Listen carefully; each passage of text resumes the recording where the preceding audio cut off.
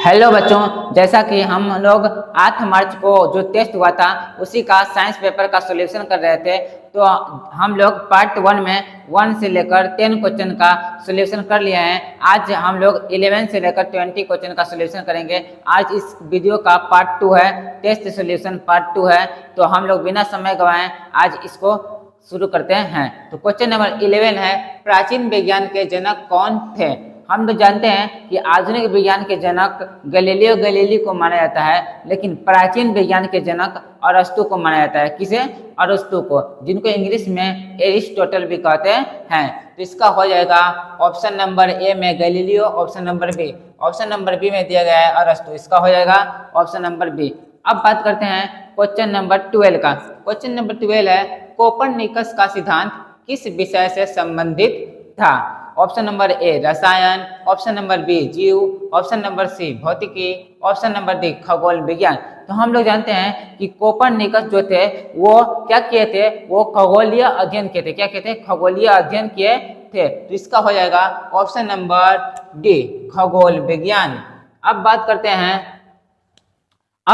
हैं question number 13 पर। Question number 13 है, भौतिकी के जनक कौन कहलाते हैं? यानी भौतिक विज्ञान के जनक, फिजिक्स के जनक कौन कहलाते हैं? तो हम लोग तीनों के जनक जानते हैं कि फिजिक्स के जनक न्यूटन कहलाते हैं, जिनका पूरा नाम है आइजैक न्यूटन। और जीव विज्ञान के जनक अरस्तु कहलाते हैं, और रसायन विज्ञान के जनक एंटोनी लेवोजियर कहलाते हैं। तो यहाँ पर पूछा गया है भौतिक विज्ञान के जनक कौन है? तो भौतिक विज्ञान के जनक न्यूटन है।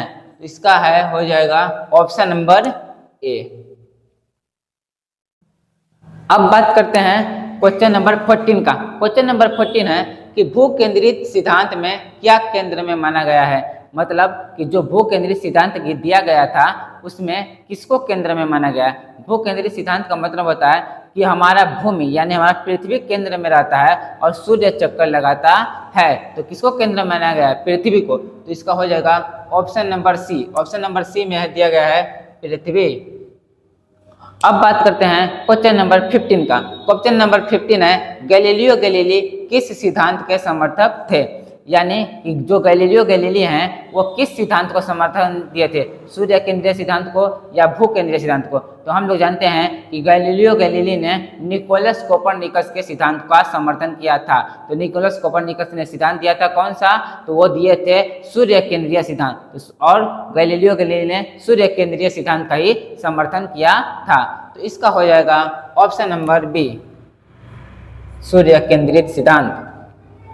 अब बात करते हैं क्वेश्चन नंबर 16 पर।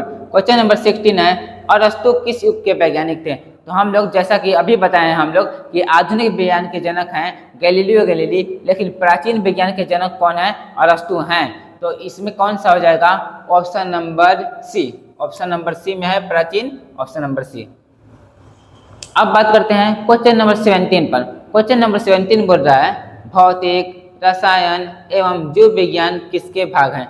यह तो बच्चों वाला सवाल हो गया कि भौतिक विज्ञान, रसायन विज्ञान और जीव विज्ञान किसका भाग है? तो ऑप्शन में दिया गया है गणित, ऑप्शन बी इतिहास, ऑप्शन सी भूगोल, ऑप्शन डी विज्ञान। तो आप लोग इसको कमेंट में आंसर देते रहिए। इसका हो जाएगा ऑप्शन नंबर डी विज्ञान। अब बात करते हैं क्वेश्चन नंबर 18 पर। क्वेश्चन नंबर 18 क्या है? क्वेश्चन नंबर 18 बोल रहा है, टोलेमी का संबंध किस देश से था? जैसा कि हम लोग जानते हैं कि इनका शॉर्ट नाम दिया गया है टोलेमी, इनका पूरा नाम है कॉलेडियस टोलेमी, और वो सबसे पहले भू केंद्रीय सिद्धांत दिए थे। उनका कहना था कि हम लोग का भूमि स्थिर है और सूर्य चक्कर लगाता है, जो कि बिल्कुल ही गलत था। लेकिन पूछा गया कि कॉलेडियस टोलेमी उनका संबंध किस देश से था? तो इसका हो जाएगा ऑप्शन नंबर ए यूनान दिया है, option number B Bharat, option number C चीन, ऑप्शन नंबर डी मिस्र। तो इसका हो जाएगा ऑप्शन नंबर डी। अब बात करते हैं क्वेश्चन नंबर 19 पर। क्वेश्चन नंबर 19 बोल रहा है, प्रयोग और अवलोकन पर आधारित विषय क्या कहलाता है? यानी किस विषय में प्रयोग और अवलोकन होता है? ऑप्शन नंबर ए साहित्य, ऑप्शन नंबर बी इतिहास, ऑप्शन नंबर सी विज्ञान, ऑप्शन नंबर डी गणित। तो हम लोग जानते हैं कि विज्ञान में ही प्रयोग और अवलोकन होता है। तो हो जाएगा इसका ऑप्शन नंबर सी। अब बात करते हैं हम लोग क्वेश्चन नंबर 20। क्वेश्चन नंबर 20 है, सूर्य केंद्रित सिद्धांत को सबसे पहले किसने प्रस्तुत किया। जो सूर्य केंद्रीय सिद्धांत है उसको सबसे पहले किसने प्रस्तुत किया। तो हम लोग जानते हैं कि सूर्य केंद्रीय सिद्धांत को सबसे पहले निकोलस कोपरनिकस ने दिया था।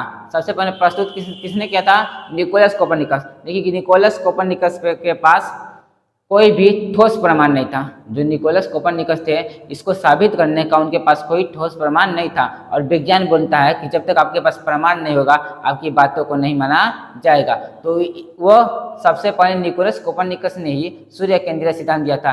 लेकिन उनका बाद में समर्थन करने आए थे गैलीलियो गैलीली, और गैलीलियो गैलीली ने भी क्या किया था, गैलीलियो गैलीली ने अपना प्रमाण भी दिया था। लेकिन इसमें पूछा गया है कि सूर्य केंद्रीय सिद्धांत को सबसे पहले किसने प्रस्तुत किया। तो सबसे पहले प्रस्तुत किए थे निकोलस कोपरनिकस।